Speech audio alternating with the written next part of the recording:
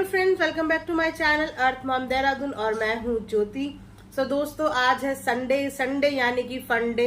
तो संडे के दिन हम लोग कितना भी फ्रेश होने की कोशिश कर लेना, लेकिन बैक ऑफ द माइंड यही चलते आ रहे हैं, आज संडे है, आज वीकेंड है। मतलब वीकेंड वर्ड से हमारे इमोशंस और हमारा माइंड इस तरह कनेक्ट हुआ है ना, चाहे हमें कितना भी काम हो, लेकिन ऑटोमेटिकली वीकेंड वाले दिन ना हमारे अंदर एक लेजीनेस अपने आप ही डेवलप हो जाती है।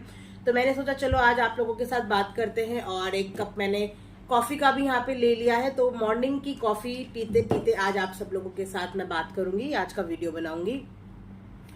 दोस्तों, आज का वीडियो जो है वो मैं बात करने वाली हूँ स्नैपी गर्ल के बारे में, यानी कि सपना के बारे में। और बहुत सारी न्यूज़ेस सपना के बारे में आ रही है, कुछ फेक न्यूज़ेस आ रही हैं, कुछ सही न्यूज़ेस आ रही हैं। तो देखो, फेक न्यूज़ वालों को मैं बस यही बोलूंगी कि देखो, इतना व्यूज के लिए मत गिरो कि आपने किसी को जिंदा और मरेगा आपको कोई डिफरेंस ही ना रह जाए कि कौन जिंदा है कौन मर गया। इतना मत गिरो, ठीक है। बोलो, लेकिन बोलो, फैक्ट्स पे बात करो, लेकिन इतना मत गिरो कि किसी के इमोशंस को इतना ज्यादा आप हर्ट कर लो। ऑलरेडी कोई बंदा इतना टूटा हुआ है, अपनी जिंदगी से स्ट्रगल कर रहा है, वापस से अपनी जिंदगी जीने के लिए स्ट्रगल कर रहा है, और उस तरीके का अगर आप इस तरीके का कंटेंट क्रिएट करोगे तो उनके जो दिल है ना, उसको इमोशंस जो है उस पर आप बहुत ज्यादा हिट कर रहे हो, ना चाहते हुए भी, इंटेंशनली अनइंटेंशनली, पर उनको हर्ट कर रहे हो। तो प्लीज किसी भी तरीके की फेक न्यूज सपना के बारे में रन मत कीजिए। साथ ही साथ आज बात करेंगे राजवीर भैया के बारे में कि जो उनकी जो एक्सीडेंट हुआ है उसका रहस्य अभी तक समझ में नहीं आ रहा है, और अलका दी ने इसके लिए पहल की थी, उन्होंने इन्वेस्टिगेट करने के लिए अलका दी ने कोशिश की थी।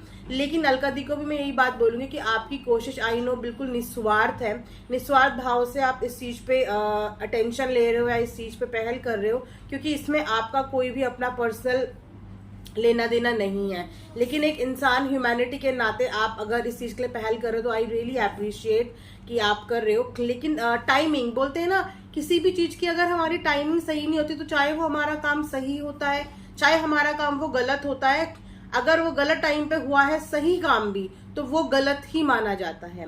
तो थोड़ा आपके साथ भी टाइमिंग का हेर फेर हो गया कि जिस टाइम पे आपने ये मुद्दा उठाया उस टाइम पे थोड़ा सा माहौल जो है बहुत सेंसिटिव था, और उस माहौल में लोगों को भी सबको शॉक लगा हुआ था। तो जितने भी स्नैपी गर्ल के फैंस हैं, राजवीर भैया के फैंस हैं जो उन्हें देखते थे, तो उन लोगों को भी बहुत ही इमोशनल झटका लगा हुआ था। तो उस समय बोलते हैं ना, जब दिल किसी का टूटता है तब दिमाग उस समय पे बिल्कुल काम नहीं करता।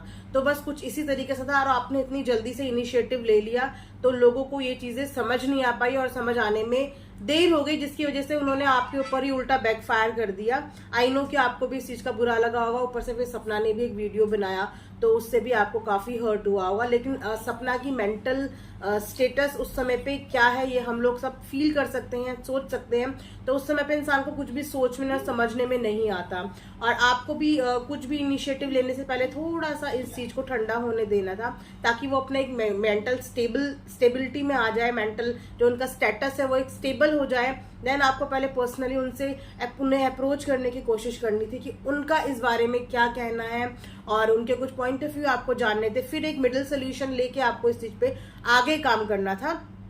खैर, आपने शायद इस चीज के लिए किया भी होगा, इंटरनल चीजें हैं, मे बी कुछ चीजें हमें पता है, कुछ चीजें हम तक आई नहीं, तो उन चीजों के बारे में हमें पता नहीं होगा। लेकिन जिस तरीके का ट्रोलिंग आपको भी उसी तरीके का ट्रोलिंग मिल रहा है, और बहुत से लोग सपना को भी उसी तरीके का ट्रोल कर रहे हैं। अगर कि ये एक्सीडेंट प्री प्लान्ड है, अगर कि ये एक्सीडेंट जो है ये हत्या का मामला है, तो ऑब्वियसली इस चीज का जस्टिस होना चाहिए, और इस चीज पे इन्वेस्टिगेशन जरूर होनी चाहिए।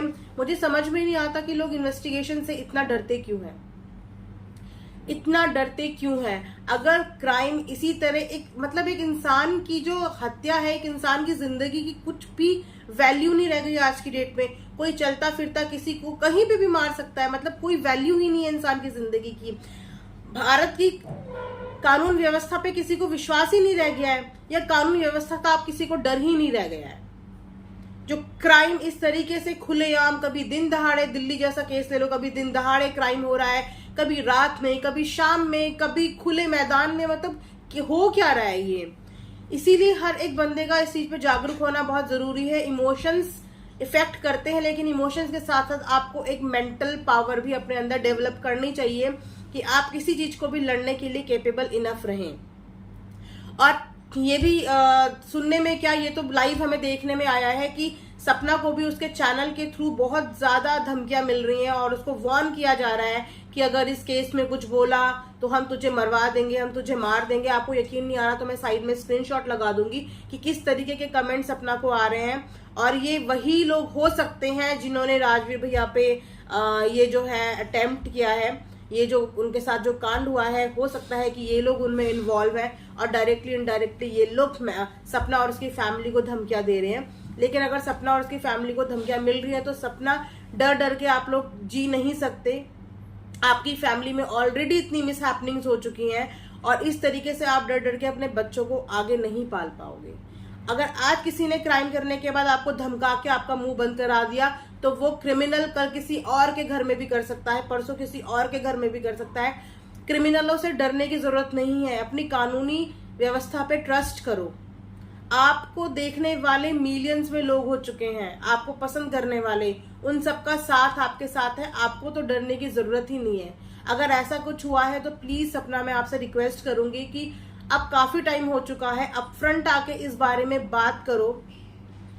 और जो लोग आपके लिए स्टैंड ले रहे हैं प्लीज उनको इस तरीके से निराश मत करो। बहुत बुरा लगता है, बहुत बुरा लगता है। खैर, अभी जो अपडेट्स आई हैं वो यही है कि अब तो कमिश्नर का भी इस चीज को लेकर रिस्पॉन्ड आ चुका है कि इस केस को सपना और फैमिली चाहे या ना चाहे पर ये केस में जो है वो इन्वेस्टिगेशन जरूर होगी, क्योंकि ये ऊपर से अपर मैनेजमेंट का जो है वो ऑर्डर्स आ चुके हैं। और अगर सपना इस बारे में इन्वेस्टिगेशन नहीं चाहती तो उसको रिटर्न में लिख के देना पड़ेगा कि क्या रीजन है जिस वजह से वो इन्वेस्टिगेशन नहीं चाहती, क्योंकि ये एक रोड का मामला है।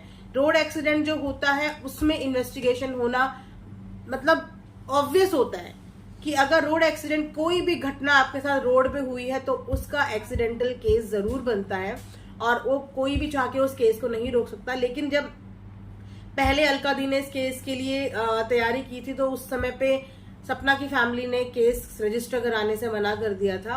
और उनका मना करने का रीजन क्या है, क्योंकि मैं नहीं मानती कि कोई भी फैमिली इमोशनली इतना टूट जाती है कि वो कोई भी केस दर्ज कराने से मना कर दे। इन्वेस्टिगेशन हर किसी का हक है और हर कोई चाहता भी है। तो इस फैमिली में ऐसा क्या हो रहा है, इनको कौन डरा रहा है, कौन धमका रहा है कि इन लोगों को इन्वेस्टिगेशन आगे करने से रोका जा रहा है। तो अगर ऐसी कोई भी बात है तो प्लीज अपना आके आप बताइए, और ऐसी कोई बात नहीं भी है तो वो भी आप आकर बताइए। और अब आपका जो केस वापस से राजवीर भैया का केस जो है वो रीओपन हो रहा है, इन्वेस्टिगेट हो रहा है, तो प्लीज उसे इन्वेस्टिगेट होने दीजिए। लेट पब्लिक नो कि एक्चुअल में हुआ क्या था। मैं जानती हूँ कि बार बार एक ही चीज को दोहराने से दिल टूटता है, दिल में दर्द होता है, लेकिन ये उनके लिए भी है कि अगर वाकई में उनके साथ ऐसा कुछ हुआ है, ऐसा किसी ने किया है, तो उनकी आत्मा की शांति के लिए भी उनको न्याय दिलाना ये आपका भी कर्तव्य बनता है। तो प्लीज आप भी अपने इस कर्तव्य से पीछे मत हटिए और डट के इसका सामना कीजिए, क्योंकि बहुत ही ज्यादा हलचल सी मची हुई है। मतलब मन में सब लोगों के डाउट्स हैं। कुछ लोग आके अपने डाउट्स बता रहे हैं, कुछ लोग आके नहीं बता पा रहे हैं, लेकिन डाउट्स है कि 6-7 लोगों का ग्रुप एकदम से कहीं पे किसी जगह पे टिक्की खाने जाता है और उन 6-7 के ग्रुप में से सिर्फ एक ही बंदा जो है उसको जो है उसके साथ इतना बड़ा हादसा हो जाता है। और हादसा भी ऐसा होता है कि जिंदगी और मौत का। तो बहुत सारी चीजें हैं जो डाइजेस्ट नहीं हो पा रही है और हम भी चाहते हैं एज एन ऑडियंस, क्योंकि हम राजवीर भैया को देखते थे, तो हम भी एज एन ऑडियंस चाहते हैं कि प्लीज इस केस की इन्वेस्टिगेशन हो। तो अगर आपके पास इन्वेस्टिगेशन का मौका है तो प्लीज सपना बी ब्रेव और इस चीज का सामना कीजिए। इन्वेस्टिगेशन में प्लीज हेल्प कीजिए। Let public know, let us know कि एक्चुअल में क्या हुआ था। और क्योंकि आप लोगों की पूरी लाइफ यूट्यूब पे है, जब आप लोगों ने अपनी डिलीवरी से लेकर अपनी जिंदगी का रोजमर्रा की लाइफ की एक एक चीजें यूट्यूबर्स यूट्यूब में आके सारी ऑडियंस के साथ शेयर की है, तो ये भी ऑडियंस का जानने का हक बनता है कि उस दिन ऐसा क्या हुआ कि अचानक से इतना हंसता खेलता परिवार एक चुटकी में उजड़ गया। ठीक है, तो ये मेरे कुछ राय थी, कुछ सजेशन थे और मेरी रिक्वेस्ट थी सपना से कि सपना प्लीज बी ब्रेव, सामने आओ और आके क्लियर करो और इन्वेस्टिगेशन को होने दीजिए। बाकी तो पुलिस का काम है, देखे कहाँ तक जाता है कहाँ तक नहीं जाता। और अगर आपको वाकई में कोई धमकियां आ रही हैं तो इस बात को भी शेयर कीजिए। धमकाने वालों से डरने की जरूरत नहीं है, इतने सारे फैंस हैं आपके, इतने सारे आपके लिए खड़े हैं, आपके पास तो प्लेटफॉर्म है। उन लोगों का सोचिए जिनके साथ ये सब कांड हो जाते हैं, लेकिन उनके पास कोई भी प्लेटफॉर्म नहीं होता अपनी बात रखने का, कोई भी बैक सपोर्ट नहीं होता, उनके लिए कोई भी स्टैंड लेने वाला नहीं होता, लेकिन वो फिर भी आगे आके अपने लिए खुद खड़े होते हैं, हिम्मत करते हैं, क्योंकि कानूनी अर्थव्यवस्था पे बिलीव करना हमें पड़ेगा। ये हमारे देश का कानून व्यवस्था है जिसपे हमें बिलीव करना पड़ेगा। और प्लीज आप ट्रस्ट कीजिए, ऐसा कुछ हुआ है तो आपको न्याय जरूर मिलेगा, राजवीर भैया को न्याय जरूर मिलेगा। तो ये थी मेरी आज की एक छोटी सी वीडियो एंड आई होप कि आपको वीडियो पसंद आई होगी। अगर आपको और भी किसी टॉपिक में वीडियो चाहिए तो प्लीज कमेंट बॉक्स में मुझे बताना, हम लोग उस बारे में जरूर बात करेंगे। तब तक आप सब अपना ध्यान रखिए, stay safe, stay healthy, take care.